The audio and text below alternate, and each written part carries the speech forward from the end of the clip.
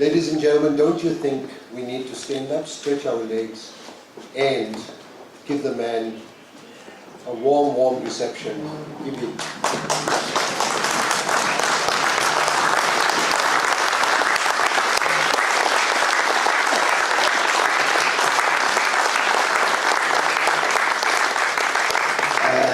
Thank you very much.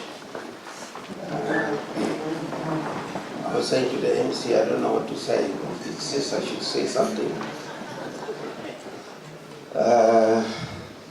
Comrade Fani Mati, former President, Deputy President, Mama Winnie, and Kosazana, Slamini Zuma, Naledi Pando, and Zwedim Kiza and other distinguished guests here. I've never celebrated birthdays when I was growing up. For some reason, I don't think there's no tradition in our family to celebrate birthdays. I remember when I turned 60, I was in New York. There was a parliamentary delegation. I didn't tell anybody I turned 60. I think I went to Broadway to see a show. That's how I celebrated my birthday. It's only when Shannon came into my life and she insisted, coming from the Canadian mentality, you know, birthdays are important. We need to celebrate them. Well, thank you all. Thank you for all the kind words you have said. I must say to Eunice, I don't think our shoes fit. We don't wear the same size shoes. And of course, as Mandela said, it's a long road to freedom. I joined the movement when I was 14 in 1952 during the Defiance campaign. We were carrying placards and marching with the volunteers who went to defy. We were in the Durban bus rank distributing leaflets and selling what was called Advance, the newspaper, before it became New Age. I recollect how we should go around from house to house collecting demands for the Freedom Charter. And when I was 16, I traveled to Kliptown. It was such an experience to go to this big gathering. And then the 50s, where all this struggle, the bus boycott, the potato boycott, the economic boycott, and those from Natal would know the beer hall boycott. The women were very cross because the men must not go and drink the beers. And then we had a big beer hall boycott. And the management came to Sector House and negotiated with Moses Mabhida to break the beer hall boycott. Then I recollect how when ANC was banned, and it was Ronnie Castro who recruited me to MK, Bankonto Sizwe. And of course, I readily joined. I think we were the two militant activists then. I was full-time working for the New Age. And we did a lot of slogan painting with him. And of course, I was responsible for a unit in Durban, which carried out the largest act of sabotage. That is why I became accused number one. Then we were arrested, and then there was this long trial, which went hand in hand simultaneously with the Rivonia trial, and I was sentenced to 15 years. Going to Robben Island, I remember I was elected to be, or appointed to be in the highest organ. We had an underground structure in Robben Island, and I was with myself and Henry Mahoti and two other comrades. We constitute the highest body. Our task was, things were difficult on the island at that time. We had no clothing, we were exposed to cold, very scanty clothing, we hardly had any blankets, hardly had any food at that time. They were giving us very little food. And wanting to break the morale of political prisoners. And our task was to see that they failed in breaking the morale of the prisoners, that they must not succeed. And they didn't succeed. They had this beating of people every day. They had what is called Trimalte. Comrade Khalima would remember, they had Trimalte, where you don't eat on Sunday at all. You eat on Saturday at 2 o'clock, hardly any food, and you eat Monday morning. Breaking stones in the coal quarry, and stripped naked every day when you come and stand in a long queue. There's no medical treatment. When you went to the hospital, they'd have a big bottle and they say, Kopsir and Painer. So you stand in the queue. They don't ask you what's Kopsir and Painer. Then they give everybody the medicine, Kopsir and Painer. Then they say, Mach means stomach. If you have any stomach problem, you have to stand in another queue. Say they're putting another bottle with a tiny glass, give you all. Then they say, Foba, I mean chest. If you have a chest problem, you stand in another queue. So that is the type of medical treatment we had. But what I want to say is that despite all this hardship, despite all this beating and swearing, they never broke our morale. And never at any stage we doubted the correctness of our struggle. We were superior to them. We said, our leader said, no, you see, we are a superior organization. No matter what they do, we have a superior morale. We come from a superior ideology. And we need to rise above that and be united. And I'm talking about the ANC prisoners that were there on the island.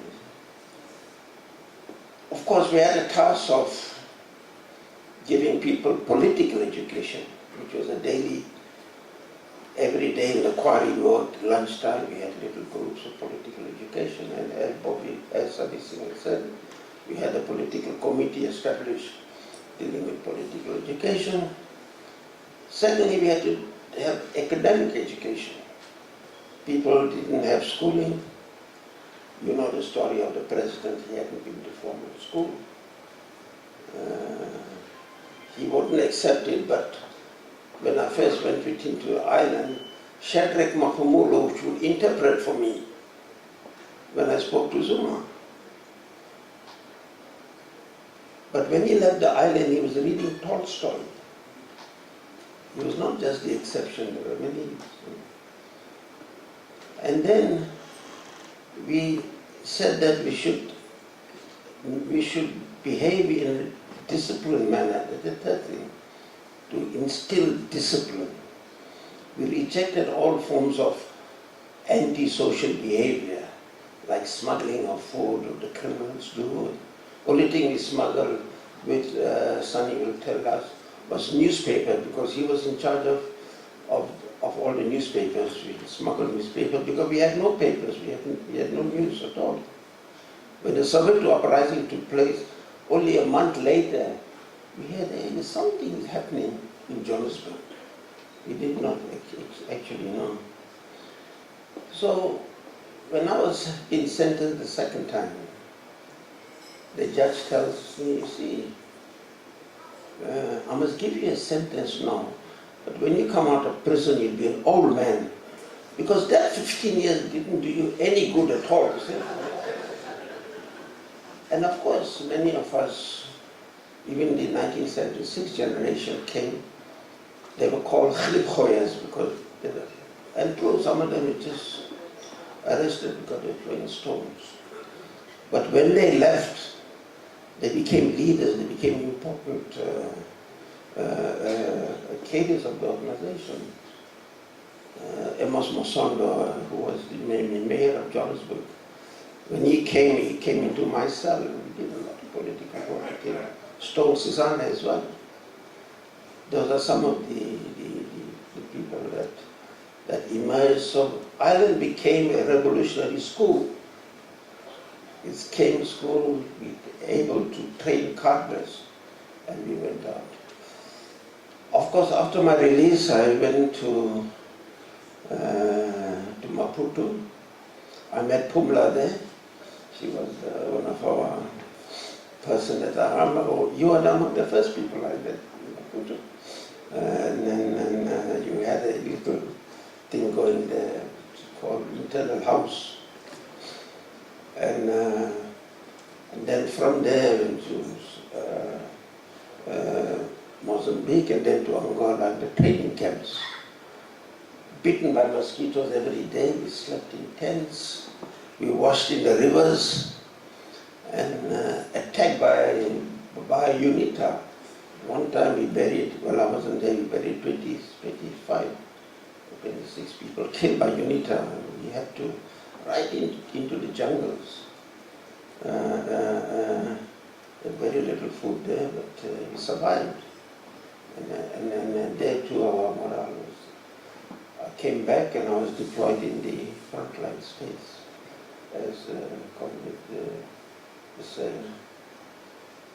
Comrade Gichima, who you say was a doctor. It's an interesting story about him because they wanted to recruit him. The South African apartheid government wanted to recruit him as an informer. They contacted him, gave him a lot of money. Then he came to us. We told him, listen, just play along with him. Tell him you want to be an agent so we can find out who are the other agents. But he got cold feet. He said, no. He ran away because we were trying to see, let us see who are these. Because we knew that there were agents there. We thought if Gichima became part of it, he would be able to find out for us. And of course, I was kidnapped.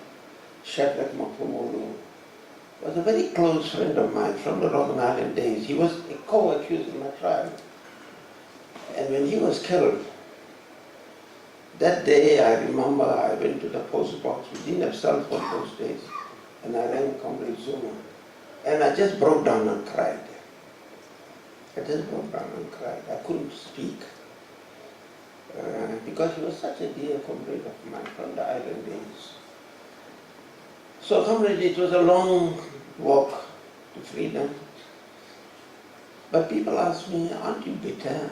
Aren't you revengeful? I say, no, you can't be bitter and revengeful. Even on the island, the way we treated the warders, if they were polite to you, we were polite to them. If they were cheeky and nasty, then you became cheeky and nasty to them because we wanted to. Because we said, no, our morale, we have high morality. And the very fact that we gained our liberation was revenge enough. Yeah. And that is what we thought. Or when I went out of the country, among the first person to see me was OR. He was such a wonderful leader. And he asked me a lot about what was happening, my experience in South Africa. And he said, look, we are sending a senior leadership into the country. One of the things I think, if you get sick, what you do, etc., etc.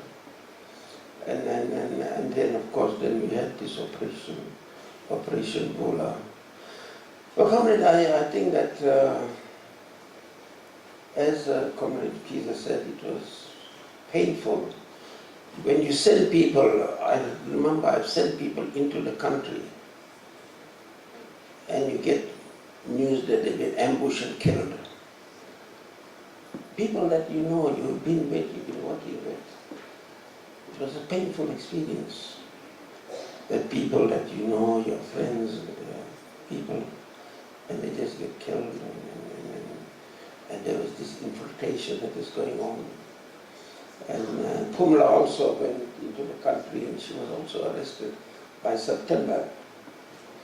And the good thing is we communicated from your prison to my prison.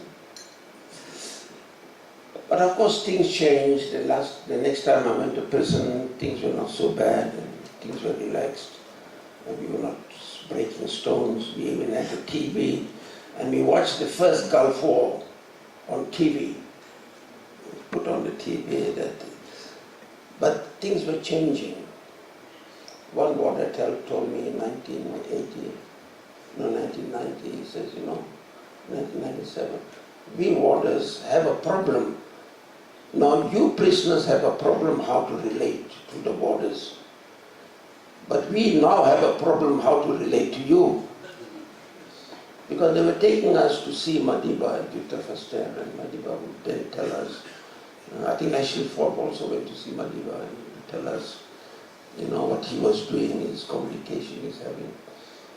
Of course, Madiba was always consultative. He said, go to the prisoners and ask the prisoners, tell the prisoners this is what I'm doing, and come back to me.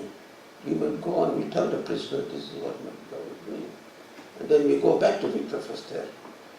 It was nice going to Victor Foster because then we get a nice lunch there with curry and rice.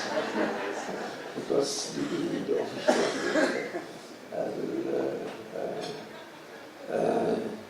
will cook for him.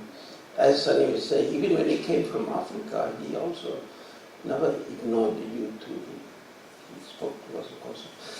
Well, I just want to say thank you to my wife, Shannon, and to my 2 children. Caden, he's very bright. One day, he's a bit embarrassed. One day, I was picking him from school and he was sitting in the back of the car. He says, Daddy, how much do they pay you in Parliament for not working?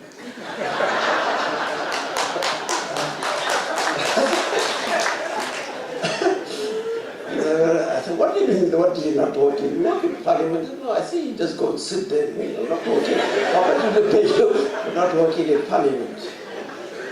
But then there is my girl Sarah, and then I was an ambassador one time, an old ambassador, Asian ambassador, invited me at his house, old man with his old wife.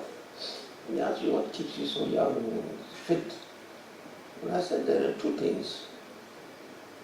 Number 1, you must be in prison. Because you don't need all this rubbish in prison. Pop. You just say pop and millies, yeah. And secondly, you must have a young wife. His wife started objecting, saying, no, please, that's not right, don't tell me, you don't say that. But I want to say to my family, thank you for putting together, this was really a surprise to me.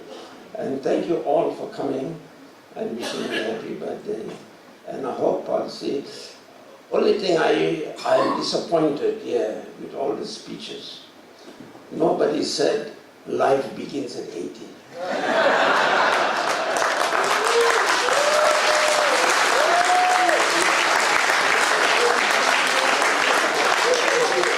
Because I always hear people say life begins at 40, life begins at 60. But I hope that I'll read some scientist somewhere will come out and say, no, 80 is the beginning of life. Thank you very much.